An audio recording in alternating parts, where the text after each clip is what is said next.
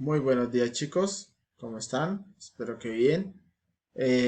Para este video vamos a trabajar las leyes de reflexión siguiendo pues el camino que llevamos de óptica geométrica. Vamos a ver específicamente hoy la reflexión. Recuerden que son dos, reflexión y refracción. Hoy vamos a ver la reflexión en este video. Inicialmente vamos a trabajar una definición respecto a la reflexión. Dice que el tratamiento de la luz en forma de rayos, recuerden que la luz se puede ver de dos formas, forma de rayos o forma de ondas. Se conoce como óptica geométrica. Cuando la luz incide, es decir, que cuando llega a la frontera o límite entre dos medios, por ejemplo, el aire y el vidrio, se puede presentar una o varias situaciones. Una o varias situaciones se refiere a esto. La luz llega desde el aire, esta línea, que es como nuestro cero en el plano cartesiano, es el cambio de medio. Venimos del aire y cambiamos al medio, en este caso el vidrio. Entonces, ¿qué es lo que hace la reflexión? Pues rebotarla. Respecto a la normal, a eso se le llama normal como si fuera un plano cartesiano. Fíjese usted que aquí está dibujándose un plano cartesiano. Luego, pues esa sería una situación. La otra situación podría ser la refracción. Y cuando nos dicen varias situaciones, pues depende de los medios. Si aquí voy de un medio más denso, es decir, por ejemplo, el vidrio, hacia el aire, pues ocurre otro fenómeno. ¿Okay? Más adelante lo vamos a explicar por medio de unas herramientas informáticas. Pues ya habíamos hecho algo de la reflexión, ya lo habíamos hablado y vamos a seguir hablando de esto con un poco más de profundidad. Entonces la reflexión de la luz obedece a la misma ley de la mecánica que rige otros fenómenos de rebote. Es decir, el ángulo de incidencia es igual al ángulo de reflexión. El ángulo de incidencia es el ángulo con el que llega la luz. Y el ángulo de reflexión es precisamente el ángulo que hace al rebotar. Como por ejemplo, si hablamos de una mesa de billar, pues tendríamos la misma situación, donde la bolita, esta bolita, toca la banda con un ángulo de incidencia, o sea, llega con un ángulo respecto a la normal, ¿okay? Porque no podemos medir, llega con un ángulo, pero pues un ángulo tiene dos rectas. En este caso está formado pues precisamente por este trayecto y por la normal. Luego, pues su ángulo de reflexión sería precisamente el mismo, ¿no? La misma cantidad. Si aquí llegó a 30 grados, pues sale disparado a 30 grados. Y aquí pues no hizo la carambola, bueno, ok. No es la carambola, sino no le pegó a la otra bolita. Bueno, y eso pues se traduce en lo mismo, el mismo fenómeno que vemos acá en una mesa de billar, se traduce en los ángulos de incidencia y reflexión. Entonces, llega el rayo con un ángulo de incidencia y sale con un ángulo de reflexión exactamente igual. Por tanto, pues teniendo en cuenta esas situaciones de incidencia y de reflexión, podremos estudiar eh, estos fenómenos dependiendo de los medios, es decir, el aire y el vidrio, o de un medio más denso a un medio menos denso. Para estudiar eso, pues debemos pensar en lo siguiente, que la reflexión de la luz de una superficie pulida o lisa se llama reflexión regular o normal. Si toda la luz incidente que golpea una superficie se refleja de esta manera, no podríamos ver la superficie. Únicamente veríamos imágenes de otros objetos. ¿A qué se refiere esto? A un espejo. un espejo cuando llega la luz, porque nosotros vemos gracias a la luz. Cuando llega, pues vemos nuestro reflejo en el espejo, ¿sí? Cuando pasa todo eso, ¿sí? No vemos la superficie del espejo, o sea, no vemos como tal el espejo, sino vemos una imagen que pues precisamente es algo difuso, confuso de entender, pero eso es lo que pide la definición. Y ahora una reflexión difusa nos permite ver objetos, ya que se dispersa la luz, ¿ok? Incidente, lo que da como resultado que se ilumine la superficie. La luz reflejada por ladrillos, concreto o periódicos es un ejemplo de reflexión difusa. O sea, todos los objetos que nosotros vemos, los vemos gracias a que no son regulares. Si nos paramos en un espejo, pues no vamos a ver el vidrio como tal, el espejo, sino vamos a ver el reflejo, precisamente porque es una reflexión regular. ¿Okay?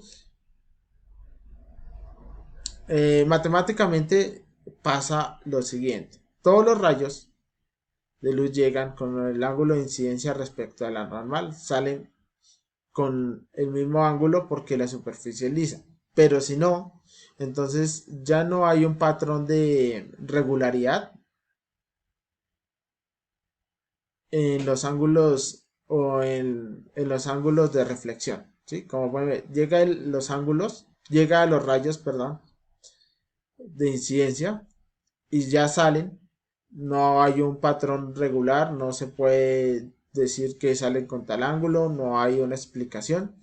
Y esto pues permite diferenciar objetos, ver los objetos, eh, ver la superficie. ¿Ok? Bueno, podemos seguir. Entonces se pueden enunciar dos leyes básicas de la reflexión. El primero es que el ángulo de incidencia es igual al ángulo de reflexión. Estamos hablando de una reflexión normal, ¿no? Regular. Y la otra es que el rayo incidente, el rayo reflejado y la normal a la superficie se encuentran en el mismo plano.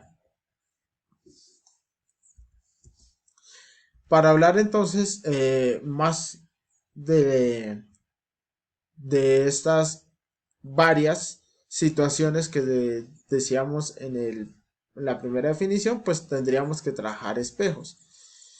Un espejo es una superficie muy pulida que forma imágenes debido a la reflexión de la luz.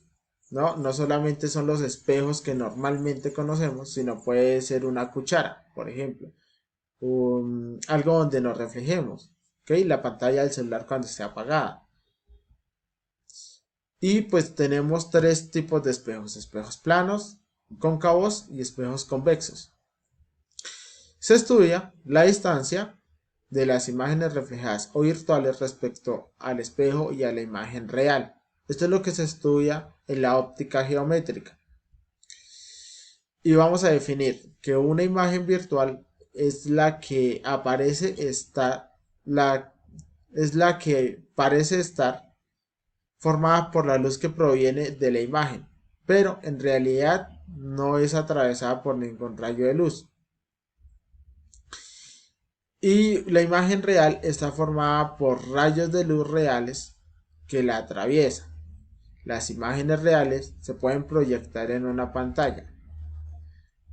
Entonces, ¿a qué se refiere la imagen virtual? Si nos paramos frente a un espejo, parece que nuestro reflejo está a la misma distancia que nos coloquemos del espejo. Eso es la imagen virtual.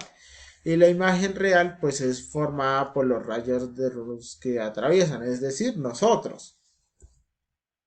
Veamos entonces esta aclaración con esta gráfica. Los espejos planos tenemos una figura y pues parece que fuera la misma distancia y teóricamente sí, es la misma distancia. Además que se invierte de derecha a izquierda. Saben que las imágenes reflejadas en un espejo pues se invierten. Entonces algo natural, lo hemos visto toda la vida, pero aquí le vamos a dar el enfoque matemático. Por tanto tendremos, voy a correr esto un poquito para arriba, tendremos lo siguiente. Si nos paramos respecto a un punto en el primero, ¿cierto? Entonces nuestro ángulo de incidencia va a ser igual y además las distancias son iguales. Se puede cumplir tanto para un punto como para una recta, es decir, que se cumple para cualquier imagen.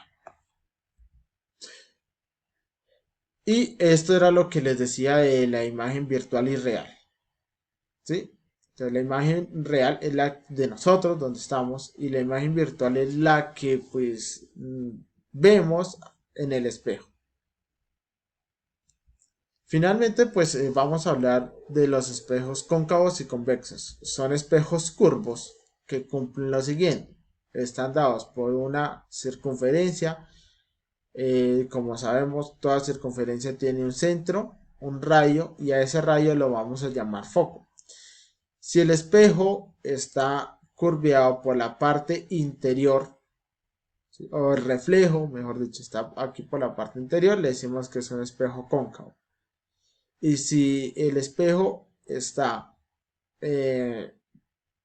o donde se van a llegar los rayos de incidencia está por la parte exterior, le llamamos espejo convexo. Vean el ejemplo en una cuchara. Cóncavo por un lado, convexo por el otro.